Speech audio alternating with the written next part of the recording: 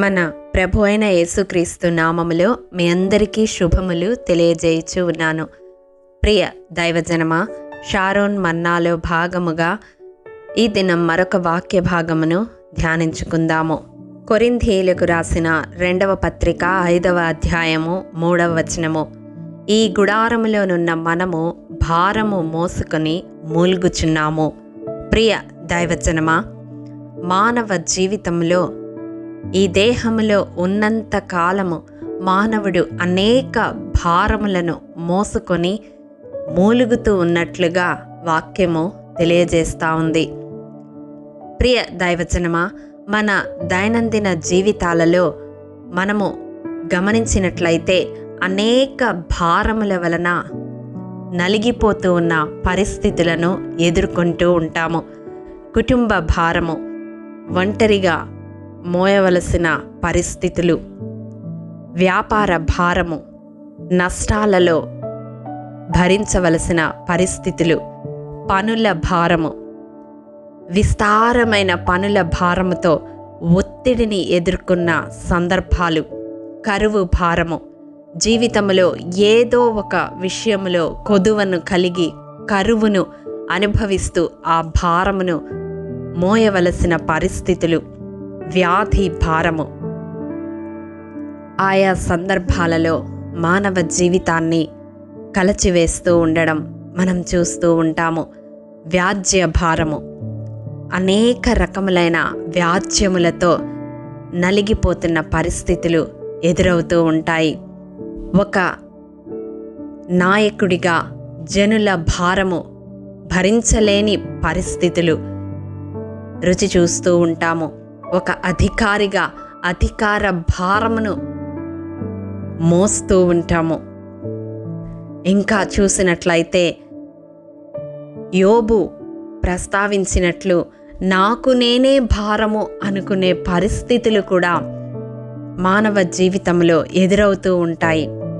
పరిచర్య చేసే వ్యక్తిగా సువార్త ప్రకటించవలసిన భారము, ప్రతికూల పరిస్థితుల మధ్య కూడా సువార్తను ప్రకటించవలసిన భారము, కుటుంబ పరిస్థితుల మధ్య నలిగిపోతున్న సమయంలో కూడా పరిచర్య చేయవలసిన భారము, అన్నిటికీ మించి ప్రతి మానవుణ్ణి వేధించే పాప భారము.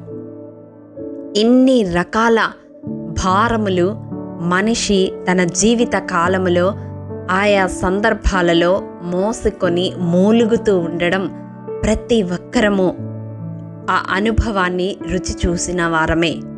మరి ఈ భారములన్నిటి నుండి విడిపింపబడాలి అంటే, నెమ్మది కలగాలి అంటే, విశ్రాంతి కలగాలి అంటే మనం చేయవలసినది 55వ కీర్తన 22వ వచనం ప్రకారం మన భారమును దేవుని మీద మోపేవారముగా ఉండాలి. చాలామంది భారమును దేవుని పాదాల దగ్గరకు తీసుకొని వస్తారు, కానీ తిరిగి వారే మోసుకొని వెళ్తూ ఉంటారు. ఒక్కసారి దేవుని సన్నిధిలో మోకరించి మన భారమును దేవునికి అప్పగించిన తరువాత, దేవుని మీద మోపిన తరువాత విశ్వాసముతో దేవుడు మన భారమును తీసివేయగలడనే నిరీక్షణను కలిగి ఉండాలి. మన చుట్టూ ఉన్నవారు, మన రక్త సంబంధికులు, మన బంధుమిత్రులు మన భారాన్ని కొంతకాలం మాత్రమే భరించగలరు. కానీ 68వ కీర్తన 19వ వచనం ప్రకారం మన దేవుడు అనుదినము మన భారాన్ని భరిస్తూ ఉంటాడు. మరి మనమే మన భారములు దేవుని మీద మోపకుండా మనమే మోసుకుంటూ అలసి సొలసిపోతూ, నీరసిల్లిపోతూ, కృంగిపోతూ, విచారిస్తూ, దిగులు పడుతూ, దుఃఖముతో సతమతమవుతూ ఉంటాము. ఈ వాక్యము వింటున్న ప్రియ సహోదరుడా, సహోదరి, నీవు నీ జీవితంలో ఏ భారమును మోస్తూ నలిగిపోతూ ఉన్నావు? అయితే ఈ వాక్యము నీ కొరకే. అది ఎటువంటి భారమైనా దేవుడు ఒక పిలుపును ఇస్తూ ఉన్నాడు. ప్రయాసపడి భారము మోసుకొనుచున్న సమస్త జనులకు విశ్రాంతిని కలుగజేస్తానని తన యొద్దకు రమ్మని తన 2 చేతులు చాపి ఆహ్వానిస్తూ ఉన్నాడు. ఆ ఆహ్వానాన్ని నీవు మన్నిస్తే, ఆయన పాద సన్నిధికి వస్తే, నీ భారము ఆయన మీద మోపితే ఆయనే నిన్ను ఆదుకుంటాడు.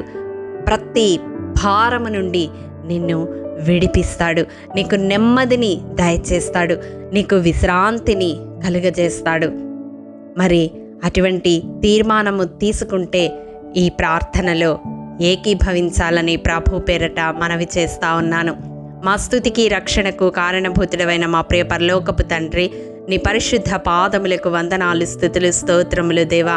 ఈ వాక్యమును ప్రతి హృదయములో నూరంతలుగా ఫలింపచేయండి. ఎవరైతే ఆయా భారములు మోస్తూ నీ పాద సన్నిధిని సమీపిస్తూ ఉన్నారో, నజరేయుడైన యేసు శక్తిగల నామములో వారి యొక్క భారములన్నిటినీ వారు మీ మీద మోపాలని తీర్మానము తీసుకొనుచు ఉండగా, మీ కృపలో జ్ఞాపకము చేసుకొని వారిని ఆదుకొని నెమ్మదిని, విశ్రాంతిని, విడుదలను కలుగజేయమని యేసతి పరిశుద్ధ నామం పేరట అడిగి పొందుకొని ఉన్నాము తండ్రి.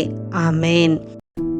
ప్రియ దైవజనమా, అనుదినము షారోన్ మన్నా ద్వారా అడగబడుచున్న నెంబర్ ఇన్ బైబిల్ క్విజ్ ప్రశ్నలకు సమాధానములు ప్రతి నెల మొదటి వారము కామెంట్ బాక్స్లో పోస్ట్ చేయబడతాయి.